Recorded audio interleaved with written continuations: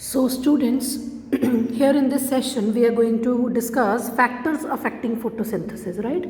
So but ਆਪਾਂ इस topic ਦੇ ਵਿੱਚ करना है कि ਕਿਹੜੇ ऐसे फैक्टर्स ने जिन्हां ते फोटोसिंथेसिस डिपेंड करती है कि फोटोसिंथेसिस ज़्यादा होएगी कि घट होएगी, जिवें टैंपरेचर है, साडे कोल वाटर है, लाइट है, कार्बन डाइऑक्साइड, वेरीअस फैक्टर्स ने जिहड़े असीं अज डिस्कस करने हैं। मेनली तो दो तरह के फैक्टर्स होंदे ने, external and internal, but external असीं डिटेल दे विच करांगे। And before starting the factors in details कि किहड़े फैक्टर ते फोटोसिंथेसिस डिपेंड करती है, दो चीज़ां असीं डिस्कस करनियां। One is cardinal point and one is Blackman's law, right. Cardinal points की है, ये टर्म जिहड़ी है वो सैक्स ने दित्ती सी। हर फैक्टर दे, जिवें सपोज मैं टैंपरेचर की गल करदी हाँ, हर फैक्टर दे 3 पॉइंट्स हुंदे ने, मिनीमम, ऑप्टिमम ते मैक्सिमम। जिवें टैंपरेचर का जिक्र करिए कि फोटोसिंथेसिस जिहड़ी है वो टैंपरेचर ते डिपेंड करती है, राइट। 3 पॉइंट्स होणगे उहदे च, कार्डिनल पॉइंट्स कहंदे असीं, मिनीमम, ऑप्टिमम, मैक्सिमम। याद रखियो, ऑप्टिमम टैंपरेचर या कोई भी ऐसा फैक्टर, ऑप्टिमम टैंपरेचर वो टैंपरेचर है जिहदे ते फोटोसिंथेसिस सब तो मैक्स हुंदी है। Rate of photosynthesis is maximum, right. So optimum temperature होना चाहिए। साडे लिए बेस्ट चीज़ की है ऑप्टिमम टैंपरेचर, या प्लांट्स लिए बेस्ट की है ऑप्टिमम टैंपरेचर, क्योंकि ऑप्टिमम टैंपरेचर होएगा तो फोटोसिंथेसिस सब तो ज़्यादा, रेट ऑफ फोटोसिंथेसिस मैक्सिमम होएगी। जे असीं मिनीमम की गल करिए, जे टैंपरेचर मिनीमम तो बिलो हो गया तो फोटोसिंथेसिस रुक जाएगी। मैक्सिमम की गल करिए, जे मैक्सिमम तो टैंपरेचर वध गया तो फोटोसिंथेसिस रुक जाएगी। ਇਹਦਾ मतलब what is the best temperature? Optimum temperature वो टैंपरेचर है जिहदे ते plant rate of photosynthesis max करता है, राइट। एक फॉर एग्जाम्पल एक मैं टैंपरेचर का जिक्र किया एग्जाम्पल लैके, okay, these are the cardinal points. हर फैक्टर के इदां ही 3 कार्डिनल पॉइंट्स होणगे। Then is Blackman's law. हुण ब्लैकमैनस लॉ की कहंदा है, ਜਿਹੜੇ फैक्टर की कंसनट्रेशन सब तो मिनीमम होएगी वो रेट ऑफ फोटोसिंथेसिस डिसाइड करेगा।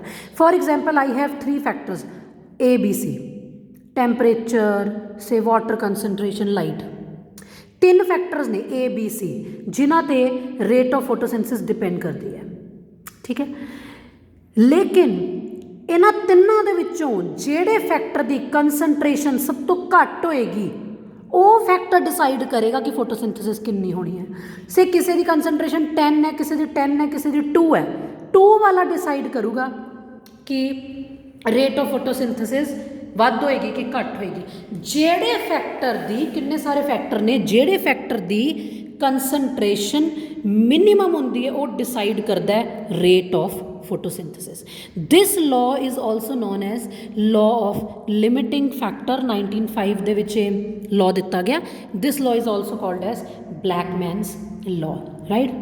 जिवें असीं कहने हैं कोई कैमिकल प्रोसैस है वो मोर दैन 1 फैक्टर ते डिपेंड करता है, तो उहदा जिहड़ा रेट है, उहदी जिहड़ी उस प्रोसैस की जिहड़ी स्पीड है वो उस फैक्टर ते निर्भर करेगी जिहदी मिनीमम वैल्यू होएगी, ठीक है जी। और वो वाला फैक्टर डायरैक्टली इफैक्ट करूगा, लाइक जिदा फोटोसिंथेसिस उन्होंने डायरैक्टली इफैक्ट करेगा, ठीक है।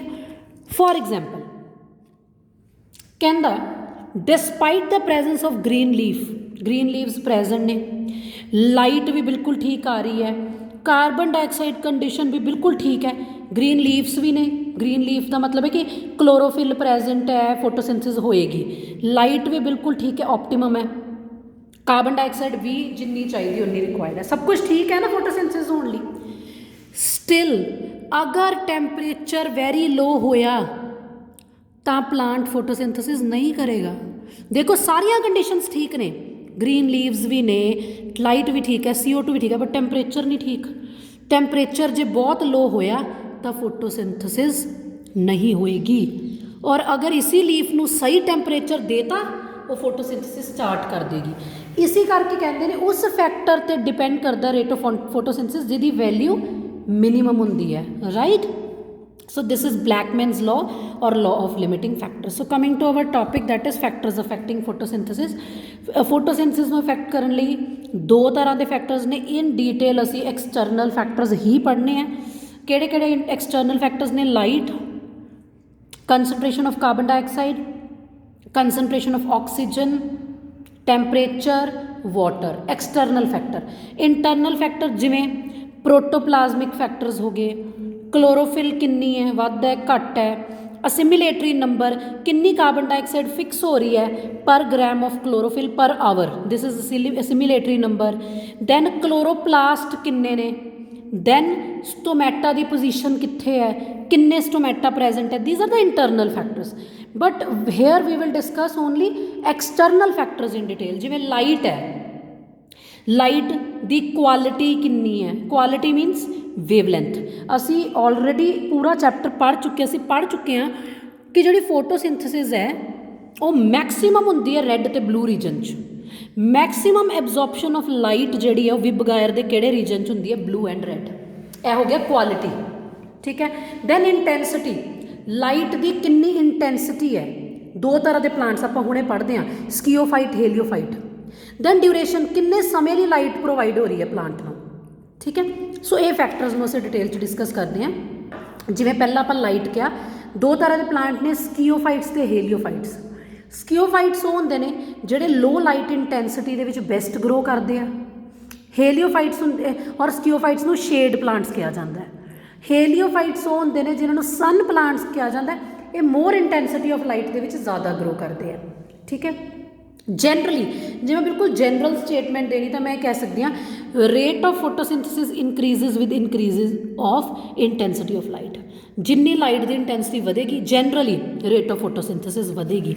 सो लाइट दे असीं तीन चीज़ां पढ़ियां, क्वालिटी, इंटेंसिटी तो ड्यूरेशन। ड्यूरेशन होंदा समय।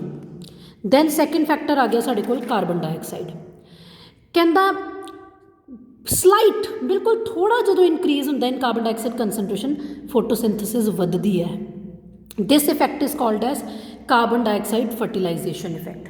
स्लाइट इंक्रीज, बिल्कुल थोड़ा इंक्रीज जो कार्बन डाइऑक्साइड का होंदा है, rate of photosynthesis increases, right. पर अगर कार्बन डाइऑक्साइड की कंसनट्रेशन काफ़ी ज़्यादा इंक्रीजेज मैनी फोल्ड्स, बहुत ज़्यादा बढ़ जाती सडनली, दैन कार्बन डाइऑक्साइड जी फोटोसिंथेसिस वो घटती है। इनू कहते हैं कार्बन डाइऑक्साइड पॉइजनिंग। थोड़ी कार्बन डाइऑक्साइड वध हुई तो फोटोसिंथेसिस वध होएगी, पर जो बहुत ज़्यादा कार्बन डाइऑक्साइड वध जाती है दैन फोटोसिंथेसिस घटती है, राइट। थर्ड फैक्टर साढ़े कोल आ गया ऑक्सीजन। ऑक्सीजन वध होएगी तो रेट ऑफ फोटोसिंथेसिस घटेगा। This is also called as Warburg's effect. And याद रखना यह टॉपिक असीं ऑलरेडी कर चुके हैं कि जो ऑक्सीजन की कंसनट्रेशन वधदी है, एक वेस्टफुल, एक प्रॉब्लमैटिक प्रोसैस चलता है फोटो रेस्पिरेशन, असीं ऑलरेडी कर चुके हैं, ठीक है ना। कि फोटो रेस्पिरेशन उदों होंदी जो ऑक्सीजन की कंसनट्रेशन वध होंदी है तो टैंपरेचर भी वध होंदा है। सो ऑक्सीजन असीं ऑलरेडी कर चुके हैं। कमिंग टू टैंपरेचर, उही गल, जे टैंपरेचर स्लाइटली इंक्रीज करता है फोटोसिंथेसिस वधदी है। बट जे तुसीं को at a very high temperature photosynthesis घटेगी तो अल्टीमेटली स्टॉप हो जाएगी, क्योंकि वेरी हाई टैंपरेचर ते स्टोमैटा बंद हो जाते हैं। और तुहानूं मैं दस्सिया सी very high temperature and high oxygen concentration के नाल एक वेस्टफुल प्रोसैस स्टार्ट हो जाता plants, that is photo respiration. Photosynthesis नहीं होंदी। Last factor is water. Water जिहड़ा है वो रॉ मटीरीयल है फोटोसिंथेसिस का। असीं जो फोटोसिंथेसिस की जनरल रिएक्शन लोअर क्लासिस च पढ़ते हैं, असीं पढ़ते हैं ना 6CO2 + 6H2O की बनाता है, C6H12O6 and oxygen is release. So water is one of the raw material. अगर वाटर अवेलेबल नहीं होएगा तो फोटोसिंथेसिस नहीं होएगी, because it is one of the raw material. So ये सी साडा topic various factors which affects the rate of photosynthesis. In detail external factors discuss कर लें।